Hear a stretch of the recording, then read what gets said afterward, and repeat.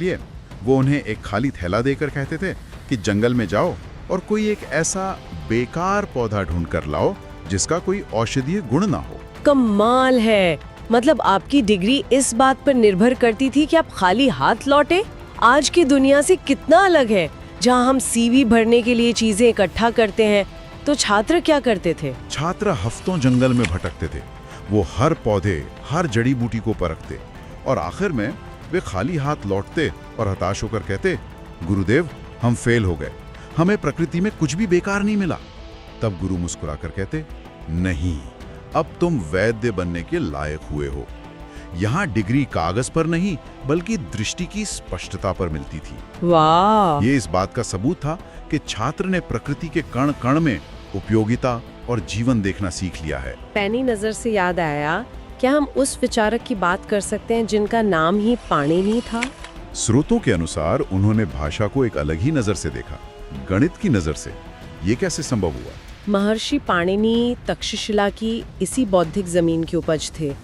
जरा सोचिए, कंप्यूटर या एआई के आने से लगभग 2500 साल पहले उन्होंने दुनिया की सबसे परिष्कृत भाषाओं में से एक संस्कृत को अपने ग्रंथ अष्टाध्यायी में करीब 4000 गणितीय सूत्रों में कोड कर दिया। 4000 सूत्रों में? हाँ, उन्होंने भाषा को एक मशीन की तरह देखा, जिसके अपने नियम है, अपनी संरचना है। हर शब्द कैसे बनेगा, उसका उच्चारण कैसे होगा, वाक्य में कहाँ लगेगा, सब कुछ नियमों में बांध दिया। और इसी डॉक्यूमेंट्री में एक बहुत बड़ा दावा भी है। हाँ, वो नासा वाला। बिल्कुल। कि आज नासा भी एआई के लिए, मतलब आर्टिफिशियल इंटेलिजेंस के लिए, संस्कृत को सबसे सही भाषा मानता है। और इसका श्रेय पाणिनि के उसी गणितीय ढांचे को जाता है। सोचने वाली बात है कि 2500 साल पहले का एक विचार आज भी कितना प्रासंगिक हो सकता है। और सिर्फ भाषा ही नहीं, चिकित्सा के क्षेत्र में तो क्रांति हो रही थी। जब दुनिया के ज्यादातर हिस्सों में बीमारी को भूत प्रेत या दैवीय प्रकोप माना जाता था, तब तक्षशिला में जीवक और चरक जैसे दिग्गज मस्तिष्क की सर्जरी तक कर रहे थे। ब्रेन सर्जरी उस जमाने में? हाँ, स्रोत कहता है कि चरक संहिता, जो आज भी आयुर्वेद का आधार ग्रंथ है, शायद इन्हीं गलियों में लिखी गई थी। तो मतलब वे सिर्फ जड़ी बूटियों का ज्ञान नहीं दे रहे थे? नहीं, वहां सिखाया जाता था कि वैद्य का काम सिर्फ दवा देना नहीं बल्कि मरीज के मन को पढ़ना भी है। रोग शरीर में बाद में, पहले मन में पैदा होता है।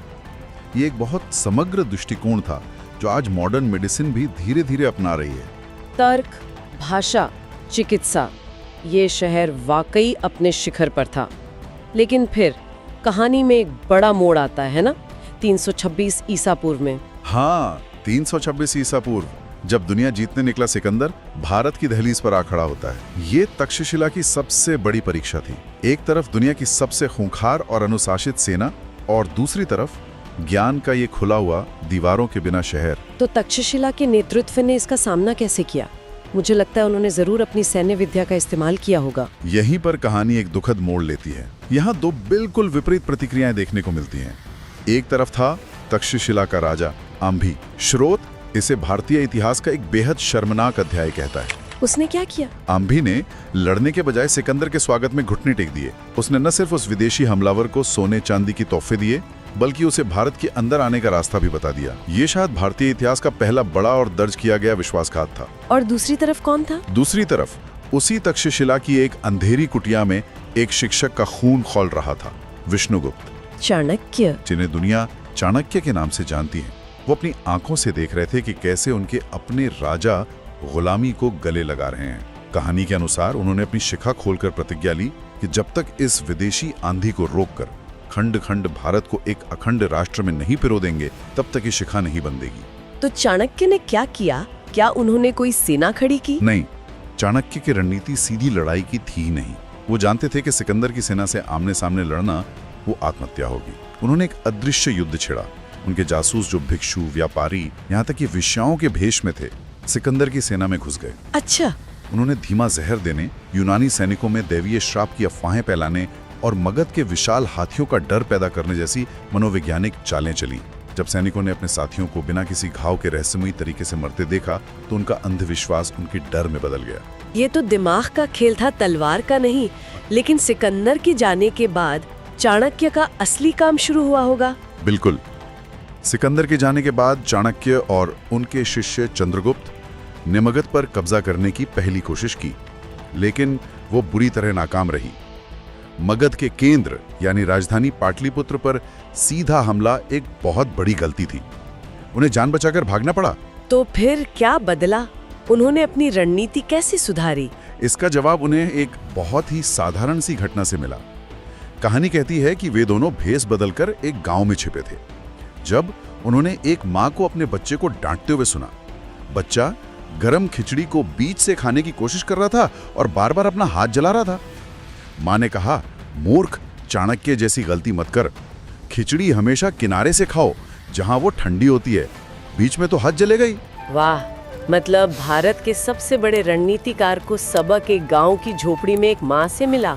और यहीं से चाणक्य ने वो सिद्धांत गढ़ा जो आज भी सैन्य अकादमियों में पढ़ाया जाता है। सत्ता के केंद्र पर सीधा हमला आत्मघाती होता है। आपको पहले उसकी शक्ति के स्रोतों को यानी किनारों को काटना होता है। उन्होंने अपनी रणनीति बदली। पहले सीमावर्ती इलाकों को जीता और फिर एक मजबूत सेना के साथ पाटलिपुत्र पर कब्जा किया।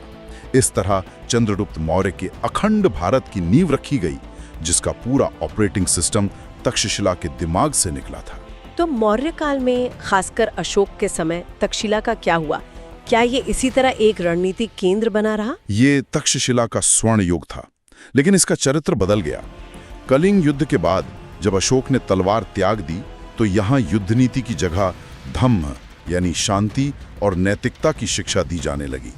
तक्षशिला बौद्ध धर्म और शिक्षा का एक विशाल अंतर्राष्ट्रीय केंद्र बन गया और यहीं पर ग्रीक और भारतीय कला के संगम से गांधार शैली का जन्म हुआ। हाँ, मैंने उन मूर्तियों के बारे में पढ़ा है।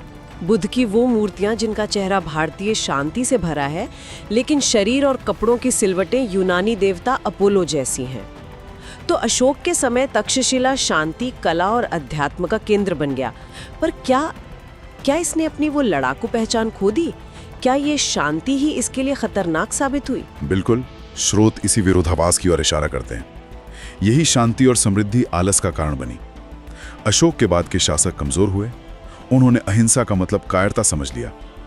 सेना कमजोर कर दी गई, जासूसी तंत्र को ढीला छोड़ दिया गया। चाणक्य का अर्थशास्त्र वो सिर्फ किताबों में रह गया, जीवन में नहीं। भारत का पहरेदार तक्षशिला आत्मसंतोष की गहरी नींद सो गया। और फिर वही हुआ जिसका डर था। 5वीं सदी में मध्य एशिया से इतिहास की सबसे क्रूर और बर्बर भीड़ आई, हूण। डॉक्यूमेंट्री में कहा गया है कि ये कोई युद्ध नहीं था, ये एक शिकार था। हूणों को ज्ञान, कला या दर्शन से कोई मतलब नहीं था। वे सिर्फ खजाने के लालच में आए थे। मिहिर कुल जैसे हूण शासकों ने ज्ञान के इस महान केंद्र को तहस नहस कर दिया। हजारों ग्रंथों को जला दिया, आचार्यों को मार डाला और शहर को खंडहर बना दिया। इसका भारत पर क्या असर पड़ा?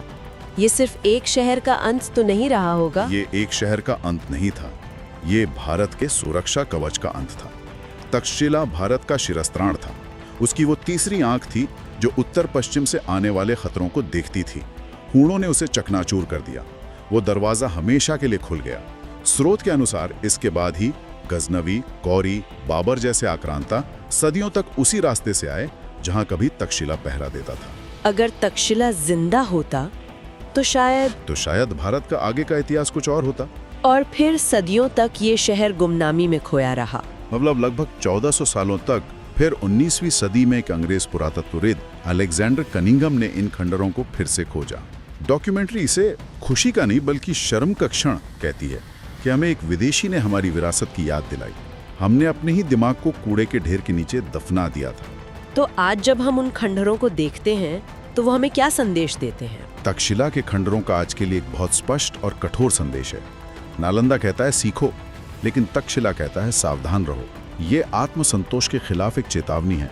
वो खंडहर जैसे चीख कर कह रहे हों कि मैं इसलिए मिट गया क्योंकि मैं सुंदर और ज्ञानी तो था, लेकिन अपनी सुरक्षा करना भूल गया था। ये स्रोत आज के समय से भी एक सीधी तुलना करता है। यह आज के हूणों की बात करता है जो घोड़ों पर नहीं बल्कि इंटरनेट, आर्थिक प्रतिबंधों और जैविक युद्ध के घोड़ों पर सवार होकर आते हैं।